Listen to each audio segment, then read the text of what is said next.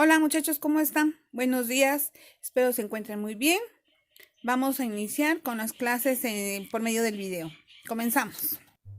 Después de terminar la Segunda Guerra Mundial, se tuvo la necesidad en el mundo de crear nuevas instituciones, las cuales nos dieran un beneficio con bienestar y paz social.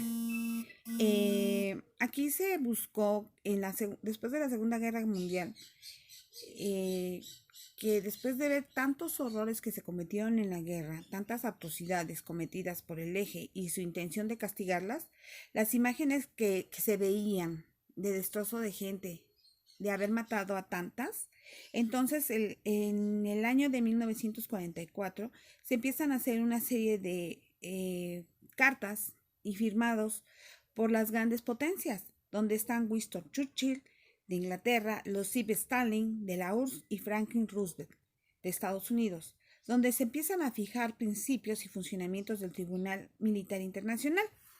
¿Qué es castigar? Ese tribunal nos va a servir para castigar crímenes contra la paz, crímenes de guerra, crímenes contra la humanidad.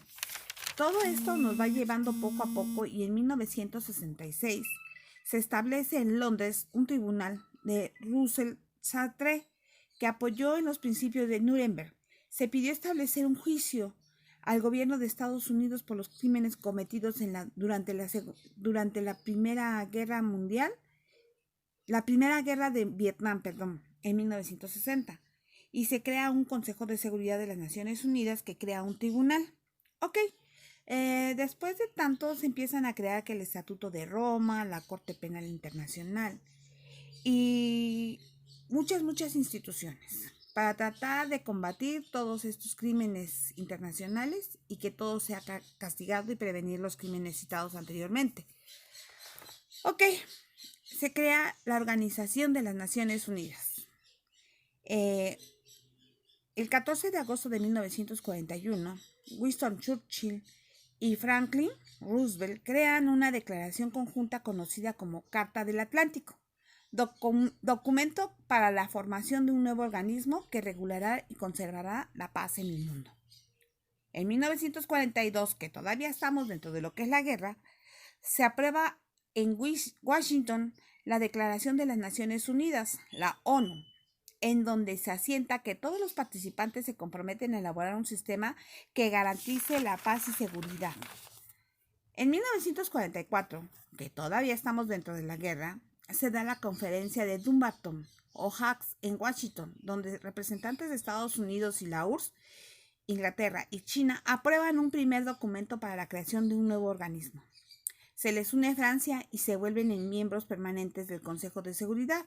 En 1945, al final de la Segunda Guerra Mundial, se celebra la Conferencia de Yalta, en donde están Roosevelt, Churchill y Stalin, en donde destaca la convocatoria a una conferencia para el 25 de abril de 1945, que todavía estamos en la guerra porque termina hasta agosto, en San Francisco para redactar la Carta de la Organización Internacional. El Consejo de Seguridad Internacional es uno de los organismos, es una parte que forma en la ONU es responsable de mantener la paz y seguridad internacional junto con la Corte Internacional de Justicia. Aquí se le dan nuevas funciones. Estas funciones es mantener la paz y seguridad con los principios de la ONU. Segundo punto sería investigar toda controversia que pueda crear una fricción o algún problema entre naciones. Hace propuestas. Él propone para terminar estas disputas, estos grandes problemas que se empiezan a dar o empiezan a crecer entre las naciones. Elabora planes para reglamentar armamentos. Determina si existe un peligro para la paz o acto de agresión y recomienda cómo resolver el conflicto. Lo que él recomienda es la entrada de nuevos miembros y las decisiones de este consejo se toman por votación. Como en un principio dijimos, este consejo también lo forman las potencias principales, que es Estados Unidos, la URSS, Inglaterra, China, y etcétera, Francia. Y ellos pueden aprobar o no por votación. si hay un solo miembro, estos miembros son permanentes, y hay otros miembros que pues pueden entrar, pero no son tan tomados en cuenta. Entonces, los miembros no permanentes tienen el derecho a emitir un voto. Y los permanentes también tienen el poder del veto. O sea que si uno de ellos se opone a la decisión de todos los demás, se cancela la aprobación de dicho documento o de dicha posición, ¿sí? Se empieza a crear la Corte Internacional de Justicia de la Haya. Se necesita de una corte para evitar conflictos y asegurar la paz. Esta corte fue creada en 1945 y entra en funciones en 1946, ya terminada la Segunda Guerra Mundial. Se instala en Haya, en los Países Bajos. Tiene 15 funcionarios elegidos por la Asamblea General y el Consejo de Seguridad de la ONU. Se le dan por medio de una notificación todos los problemas. O sea, si una nación tiene algún problema, se les tiene un documento en el cual él explica la causa o el problema que está existiendo con otra nación. Entonces,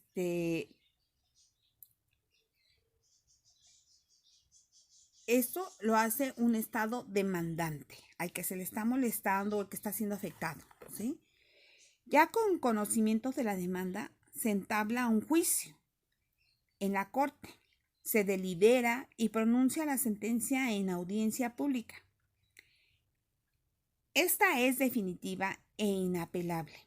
No se puede revisar. O sea, ellos deciden el destino, el futuro de estas naciones que están conflictuando y nadie puede hacerlo o echar para atrás la sentencia. Nadie puede decir que no se puede realizar, no se puede evitar la situación que ellos ya dieron como solución. Ellos dijeron, esto se hace y ahí se quedó. Ok. A raíz de todo esto, pues se ve la real afectación a muchas gentes, a muchas naciones, y entonces se empiezan a crear lo que son los derechos humanos.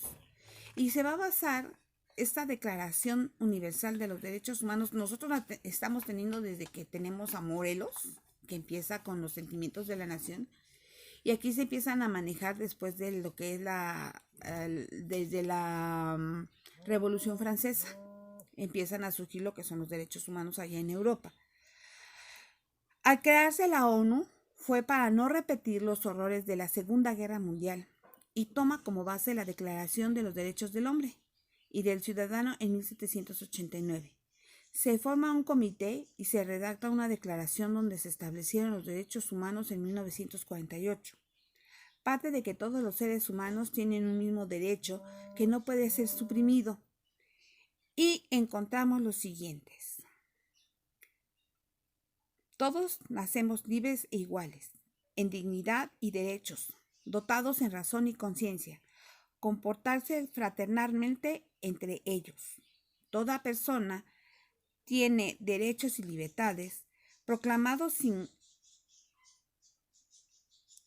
un origen nacional o social, posición económica o cualquier otra condición. También puede ser por religión, pero nadie se tiene por qué meter en nuestras decisiones. Todo humano tiene derecho a la vida, a la libertad y a la seguridad de su persona. Siguiente, nadie estará sometido a esclavitud ni servidumbre. La esclavitud y la trata de esclavos están prohibidos en todas sus formas. Siguiente, nadie estará sometido a torturas, ni penas, ni tratos crueles, ni inhumanos o degradantes. La siguiente, toda persona tiene derecho a la propiedad individual y colectivamente. Y la última y no menos importante, podríamos decir que es toda persona tiene derecho a la educación. Debe de ser gratuita, obligatoria, al menos en lo fundamental. Será totalmente obligatoria. Es muy difícil mantener una educación gratuita. Por ejemplo, vamos a poner el caso de México. México casi por lo regular, como tenemos una gran deuda, tenemos que estar pagando los intereses de esa gran deuda de gobiernos atrasados, porque casi por lo regular el destape cuando se crece mucho la deuda es cuando se hace el cambio de gobierno, ¿sí? Entonces, todos los recursos que nosotros tenemos tienen que ser dirigidos a pagar esa gran deuda y los intereses de esa gran deuda, que es lo más importante para que la deuda no siga creciendo. Entonces, la educación se está dejando abajo. Y los derechos humanos, aquí nos mencionan mucho los derechos humanos, que los derechos humanos realmente pues no hacen nada en nuestro país. Nos estamos dando cuenta con este gran movimiento que se está haciendo por la muerte de esta persona de piel oscura que fue muerta en Estados Unidos. Y aquí se está haciendo un movimiento leve, pero sin sentido, porque no se está consiguiendo nada.